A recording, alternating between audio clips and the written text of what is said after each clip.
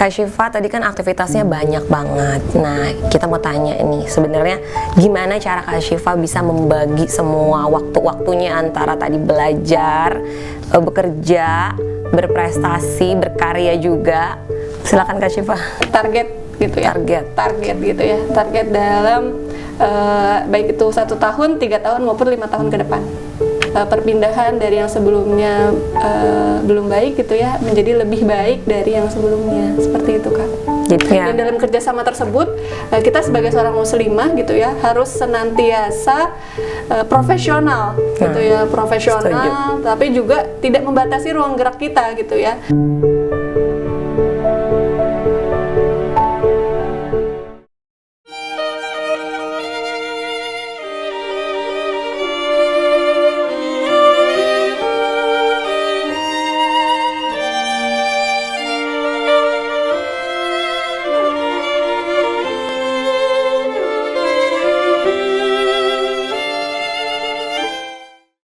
Assalamualaikum warahmatullahi wabarakatuh. Aku Erni, jumpa lagi dalam podcast kita Voice of Muslimah, kolaborasi peduli jilbab dengan Shiraki Indonesia.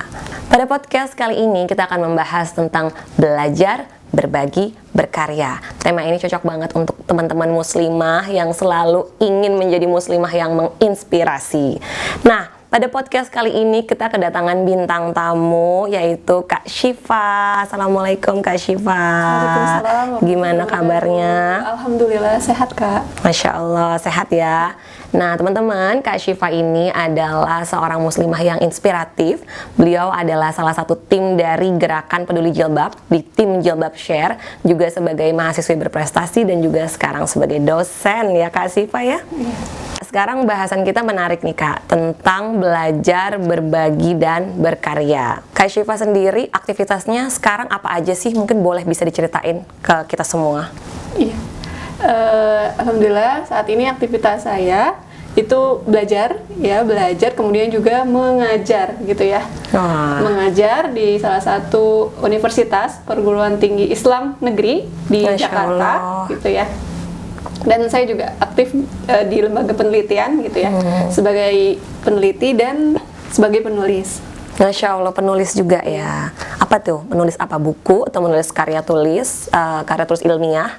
Ya, lebih ke karya tulis ilmiah. Oh, ilmiah ya, oke. Masya Allah, banyak sekali aktivitas dari Kak Syifa ini, teman-teman. Itu Kak Syifa boleh nggak ceritain satu-satu? Mulai dari di tim peduli jilbab itu, apa aja sih yang dilakukan selama di organisasi tersebut?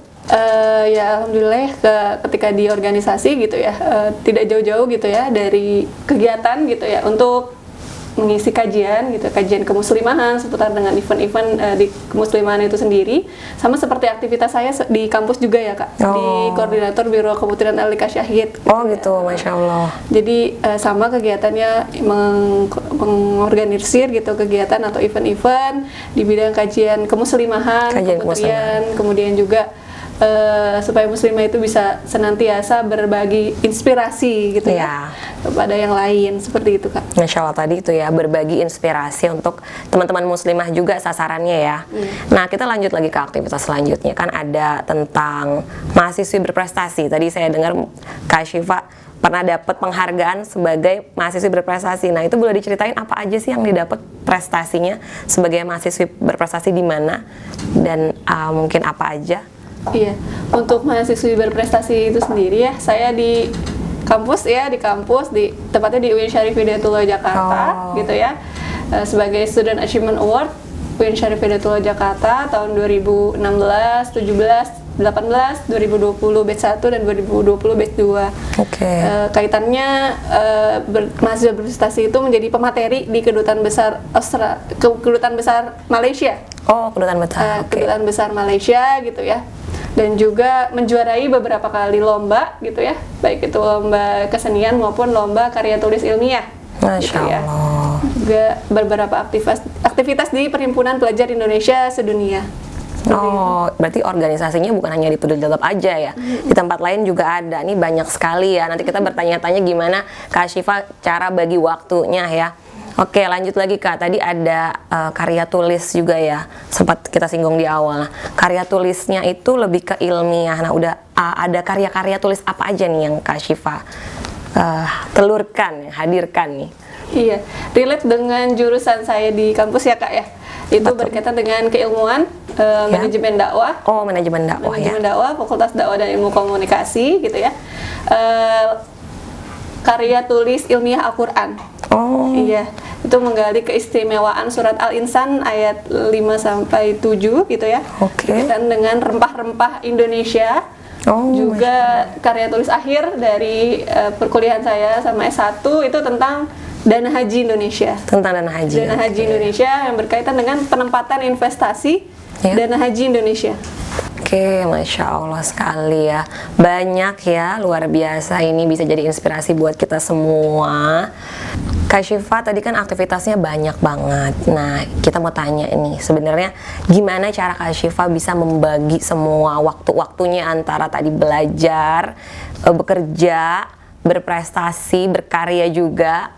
Silakan Kak Syifa.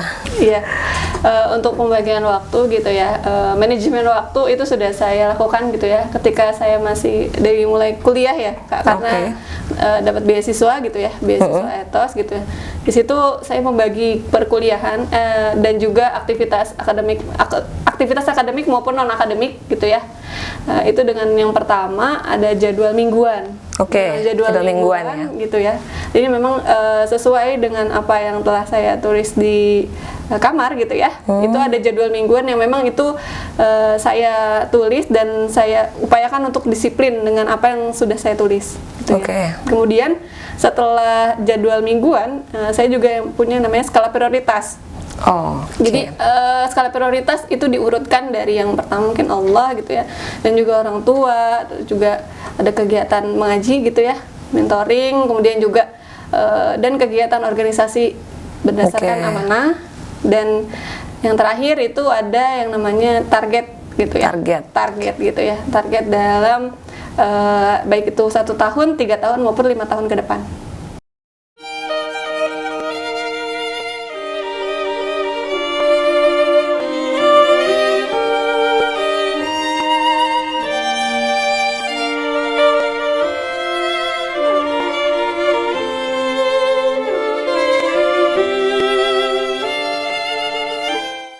Oke, jadi Kak Syifa mulai dari bikin dulu jadwal-jadwalnya, lalu disusun skala prioritasnya, dan setelah itu dibikin juga target-targetnya.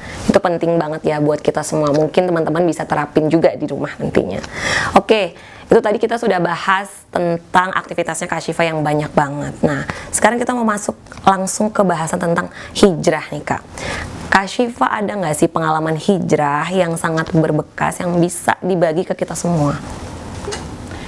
Ada ya Kak ya, karena dulu pas SMP itu saya atlet taekwondo. Oh, atlet taekwondo ya, tomboy dong.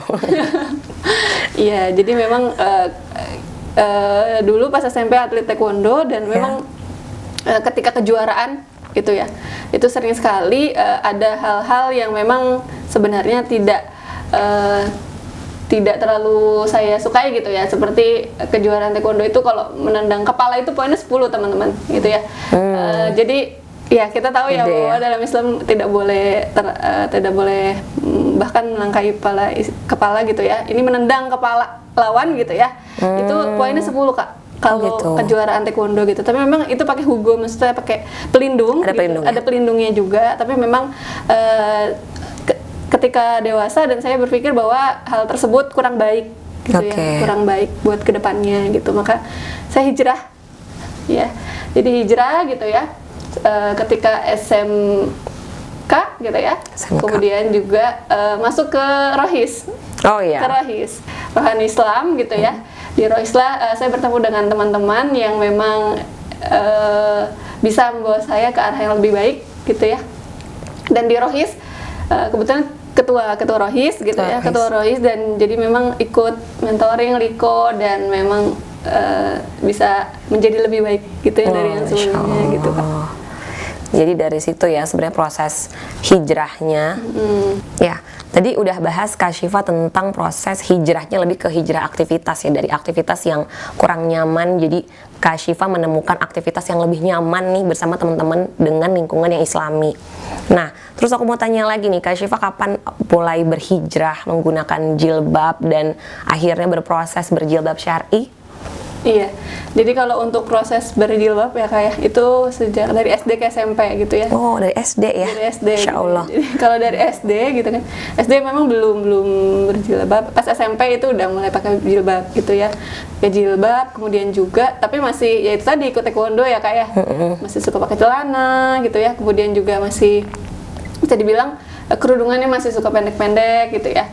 Nah, ketika SMA gitu ya, itu alhamdulillah gitu ya bisa lebih baik gitu ya, lumayan nyaman gitu ya jilbabnya gitu ya, panjang gitu ya, ketemu sama teman-teman yang memang bisa membawa ke arah yang lebih baik gitu ya. Di Rohis itu akhirnya mulai berjilbab syar'i. Masya Allah, tadi pengalaman hijrahnya luar biasa ya. Oke, kita bahas tentang hijrah nih sekarang ya, Kak Syifa. Menurut Kak Syifa tuh apa sih yang dimaksud dengan hijrah? Hijrah tuh seperti apa sih? Iya, mengenai hijrah gitu ya. Hijrah itu artinya kan berpindah, meninggalkan dari sesuatu yang kurang baik ke sesuatu yang lebih baik gitu ya. Tentu tujuan dan niat untuk berhijrah itu sendiri harus diniatkan karena Allah Subhanahu Wa Taala ya Kak ya. Benar. Gitu. Jadi memang perpindahan dari yang sebelumnya belum baik gitu ya menjadi lebih baik dari yang sebelumnya, seperti itu Kak. Jadi hijrahnya sebenarnya bukan hanya berpindah aja, bukan hanya pindah tempat ya, tapi lebih ke seluruh aktivitas kita, mungkin pandangan kita juga akhirnya hijrah menuju ke tempat yang lebih baik, gitu ya Kak Syifa. Oke, kita sudah mengetahui tadi ya hijrah itu seperti apa. Nah, bener nggak sih sebenarnya Kak kalau udah hijrah itu membatasi geraknya muslimah? Itu tidak benar ya teman-teman gitu ya. Jadi kalau misalnya kita berhijrah gitu ya, kita juga masih punya kesempatan untuk bisa bahkan lebih ya, lebih baik gitu ya, dan menambah ruang gerak kita gitu ya. Karena berdasarkan pengalaman saya gitu ya, ketika saya SMA gitu ikut Rohis, juga ikut Paskib gitu ya, ikut Paskibra ya? Paskibra gitu ya. Jadi memang ketika ikut Rohis, ikut Paskibra juga tentu kan itu ruang geraknya berbeda ya Kak ya? Beda. Iya, ruang geraknya berbeda gitu ya, anak Rohis kemudian juga ke anak Paskib yang memang lingkungannya juga berbeda gitu ya, lingkungannya berbeda, cara gaulnya juga berbeda gitu ya.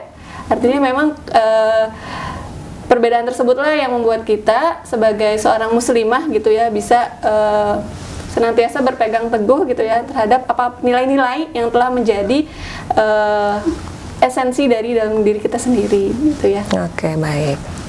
Untuk pengalaman gitu ya, pengalaman bisa lebih mempertahankan gitu ya keistiqomahan untuk bisa berhijrah agar lebih baik lagi gitu ya. Mungkin pengalaman bekerja gitu ya Kak. Pengalaman bekerja di karena dulu bekerja di salah satu instansi yang ada kerjasama dengan kedutaan besar Australia. Oh gitu. Dan di sana memang untuk mempertahankan hal tersebut gitu ya, kita sebagai seorang muslimah sangat challenging sekali ya Kak gitu ya. Artinya memang tidak membatasi ruang gerak kita dan tetap berprestasi gitu ya terhadap apa-apa yang telah menjadi amanah kita. Artinya bisa melakukan yang terbaik gitu ya di tempat kita berkarya gitu ya, dan memang tetap menjaga nilai-nilai yang telah kita anut gitu ya. Jadi aku punya pengalaman gitu Kak untuk mempertahankan muslimah agar bisa tetap berkarya gitu ya dengan jilbab syar'inya gitu ya. Punya pengalaman bekerja gitu di salah satu instansi yang itu ada kerjasamanya dengan kedutaan besar Australia gitu Kak. Kan ada proses kerjasamanya gitu ya. Dan dalam kerjasama tersebut kita sebagai seorang muslimah gitu ya harus senantiasa profesional gitu ya, profesional. Tapi juga tidak membatasi ruang gerak kita gitu ya. Artinya ada hal-hal yang memang esensial gitu ya, yang harus tetap dijaga meskipun kita juga terjun atau ada di ranah-ranah publik gitu ya. Sebagai seorang muslimah, kita bisa membawa diri, menempatkan diri kita bagaimana selayaknya seorang muslimah, tapi juga bisa berprestasi dan juga bisa menghasilkan suatu hal yang lebih gitu ya. Kayak kalau dari saya memang menjaga hal tersebut adalah sesuai dengan kadar profesional di tempat kerja, seperti itu. di antara teman-teman kita ada yang mereka hanya di rumah aja, mungkin ibu-ibu muda yang hanya beraktivitas di rumah dan produktif di rumah. Gimana nih pandangannya Kak Syifa tentang hal itu? Yang pertama itu kita harus merencanakan terlebih dahulu gitu Kak. Oke, planning ya pertama. Planning gitu ya. Jadi kalau misalkan dari aku gitu ya, aku tuh di rumah sering nulis gitu ya. Hidup ini penuh dengan tujuan teman-teman. Maka kalau misalkan kita ingin memplanning gitu ya, maka kita harus tahu tujuan hidup kita itu untuk apa. Hal tersebut bisa dibilang satu hal yang fundamental dan memang harus direncanakan agar hidup tidak mengalir seperti air ya. Itu kan. Meskipun kita menjalankan skenario dari Allah gitu ya,